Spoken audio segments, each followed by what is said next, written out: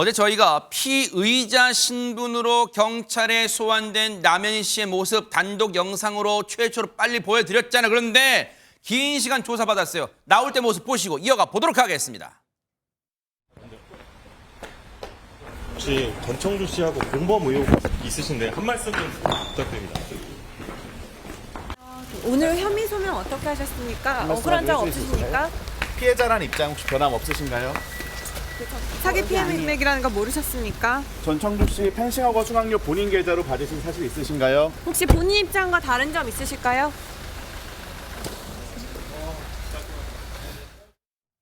최정화 기자님, 들어갈 때 모습은 저희 MBN 취재진이 최초로 단독으로 찍은 영상인데 그때는 정말 당황하는 기색이 역력했는데 이제 조사 받고 나올 때 이미 소문 다 퍼졌으니까 엄청나게 취재진 몰렸단 말이에요, 지금. 네, 저도 현장에 가보면은 느껴지는 뭐랄까요. 그러니까 출석을 했었던 유명인들이 나올 때 더 당황하는 모습들이 보여집니다. 특히나 이 밤에 나올 때 느껴지는 당황스러움은요. 아마 이 시간이면은 좀 많이들 갔겠지 싶은데 사실 이 시간에 더 많거든요. 더 있잖아요. 왜냐하면 이 시간에 무슨 조사를 받았는지에 대해서 기자들은 물어봐야 하기 때문에 더 많은데 네. 아마 이 시간 남현희 씨 그 어떤 펜싱 경기를 앞둔 그 순간보다 더욱 더 긴장되고 어떻게 보면 굉장히 좀 당황스러운 네. 그런 상황이었을 것 같습니다. 네. 일단 전 연인 전청주의 사기 행각 공범으로 지목이 돼서 고소를 당한 전 펜싱 선수 남현희 씨 어제 오후 2시 20분쯤 피의자 신분으로 처음 경찰에 출석을 했습니다. 네. 공범 여부를 묻는 취재진의 질문에는 입을 굳게 다문 모습이었는데요. 네. 자정을 넘어서 밤 12시 7분께 조사를 마치고 변호인과 함께 이 경찰서를 나서는 모습을 이렇게 보실 수가 있는데요. 네.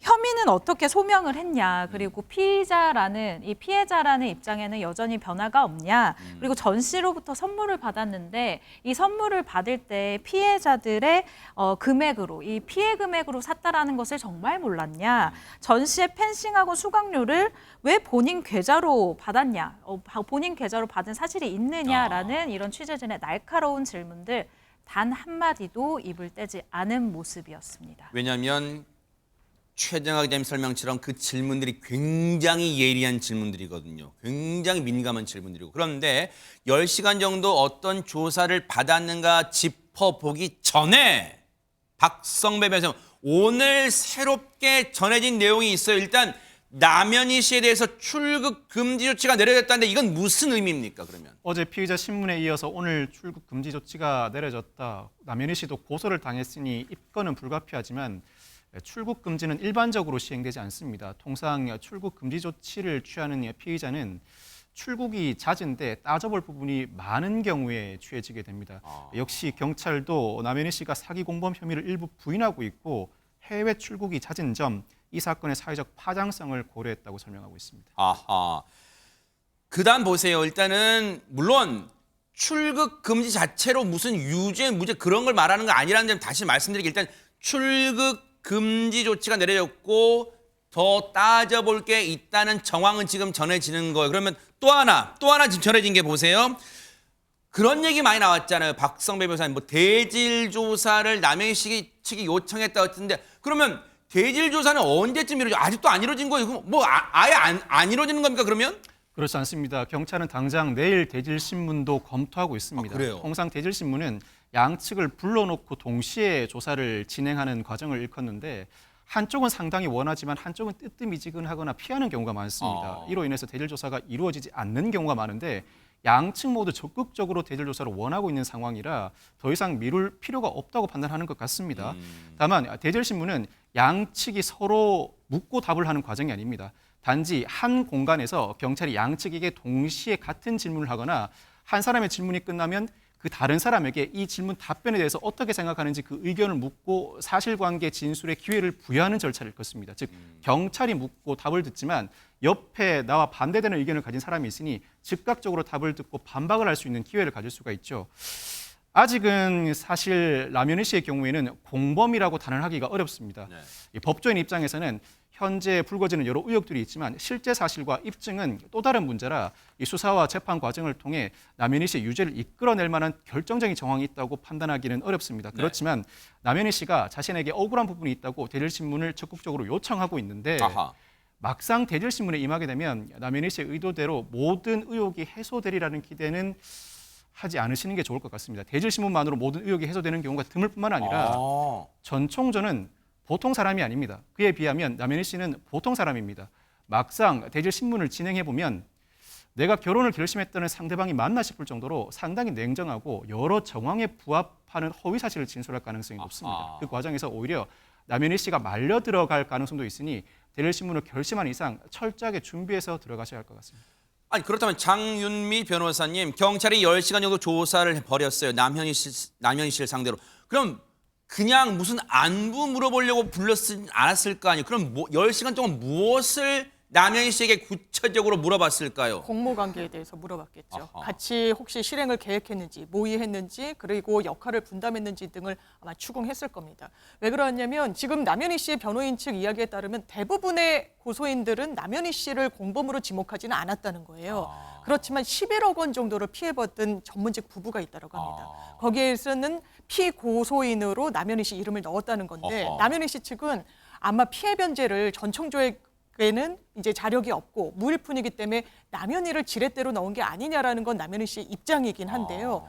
이 고소인 측에서는 뭔가 하나의 근거는 제시를 했을 겁니다. 그 부분에 대해서 그러면 남현희 씨가 전청조의 범행 일체에 대해서 어느 정도까지 알고 있었는지, 왜냐하면 공범이 되지 않더라도 방조, 그러니까 범행을 수월하게 해줄 수 있는 역할을 담당한 것으로도 처벌하는 이 규정이 있기 때문에요. 이런 여러 가지 포석을 두고 조사를 했을 수밖에 없어 보이고 일단 남현희 씨는 본인의 휴대전화 그리고 네. 본인의 노트북 2대도 경찰에 내겠다고 변호인을 통해서 밝혔습니다. 전청조가 왜인지 모르겠지만 잠든 사이에 본인의 메시지 등을 다 지운 내역이 있는데 그래요? 그걸 다 포렌식으로 되살리면 이 내역이 무엇인지를 알 수 있고 그게 또 범행의 단초가 될 수 있다라고 판단한 듯 보입니다. 아하, 이게 이제 새로운 또 국면이 될 수도 있어요.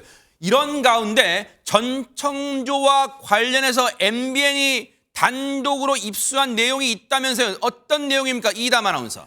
네, 일단 지금까지 파악된 피해자 수는 20명이죠. 15명에서 며칠 만에 5명이 늘었고요. 피해 액수도 19억에서 26억으로 7억이 늘었습니다. 그 20명 가운데 1명과 이제 전청조가 SNS 메시지를 나눈 것, 이게 이제 MBN이 단독으로 입수를 했는데요. 그래요? 네. 김민석 서울 강서구의회 의원을 통해서 입수를 했습니다. 네. 그간 전청조가 사기 피해자들에게 어떤 대응을 했는지, 어떤 대화를 했는지는 잘 알려진 바가 없는데요. 네. 보낸 내용에는요, 전청조가 피해자에게 약간 협박성 발언과 욕설을 하는 내용이 담겨 있었습니다. 보시면요, 피해자가 일단 전청조 씨에게 돈을 돌려줬으면 좋겠다라고 하자 답장하는 순간 차단이야. 너 때문에 생활이 안 돼. 하면서 욕도 했고요. 너 죽어. 아님 내가 죽을게. 라는 협박성 발언도 했습니다. 또 뭐 미리 입금해 줄 테니까 좀 가만히 있어라. 라든지 알아서 쳐주는데 왜 뭐뭐냐. 라면서 또 화를 내기도 했고요. 한 번만 더 돈 달라 카톡해. 그러니까 이거는 카톡 하라는 얘기가 아니라 카톡 한번 해봐라. 라는 어투죠. 뭐 가만 안 둘 테니까 뭐 그런 얘기잖아요. 줄 테니까 하지 마라. 네. 라든지 입에 담을 수 없는 욕설도 했다고 합니다. 근데요, 진짜 섬뜩하잖아요. 근데 전청조가 과거에 피해자나 주변 사람들 대하면서 이렇게 협박성 욕설 서슴지 않았던 게 한두 번이 아니에요. 과거 그 음성 좀 들어보시고 이어가 보도록 하겠습니다. 니들 도와주려고. 아니 누구신데 나한테 욕하는 건데? 야, 너는 뭔데 나한테 함부로 대요. 너 욕했어? 뭔지 알아? 내가 너한테 욕했어? 어? 욕했냐고? 하자는 새들이. 니들 재판 들어가면은 변호사 될 사람인데 좀 아니 그러니까 내가 뭘 잘못했냐고.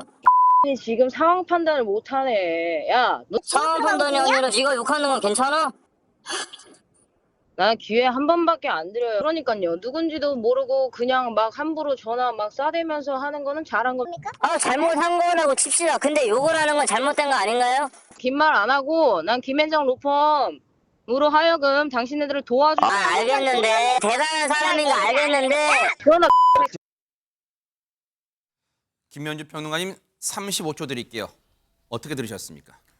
정말 이 피해자들의 입장에서는 억장이 무너지는 일이 아닐까 싶어요. 뭐 살인이나 상해 강도 같은 그런 중범죄라고 할 수는 없지만 이 사기 범죄라고 하는 것은 정말 민생에 씻을 수 없는 피해를 입히는 그런 죄질이 안 좋은 사건이라고 저는 생각을 합니다. 네. 그렇기 때문에 일반인의 경우에도 사기 범죄의 피해자가 되지 않도록 노력을 해야 되겠습니다만 네. 이 수사 당국에서도 뿌리 뽑도록 수사를 하시고 이런 일이 다시는 재발되지 않도록 어디 가서 보상을 받겠습니까? 맞아요. 그러니까 너무 이 민생에 해악을 끼치는 사기 범죄 제발 좀 근절이 됐으면 좋겠다는 네. 생각입니다. 사기 피해자들 지금 피눈물 날 거예요. 정말로 이 사건 지켜보도록 하겠습니다.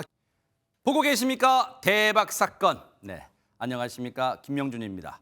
여러분과 함께하는 뉴스파이터. 다양한 소식과 뉴스를 보고 싶으시면 화면 오른쪽을 꾹 눌러 구독해 주시길 바랍니다. TV로도 유튜브로도 여러분께 한 발 더 다가가겠습니다. MBN 뉴스와 뉴스파이터를 사랑해 주셔서 고맙습니다.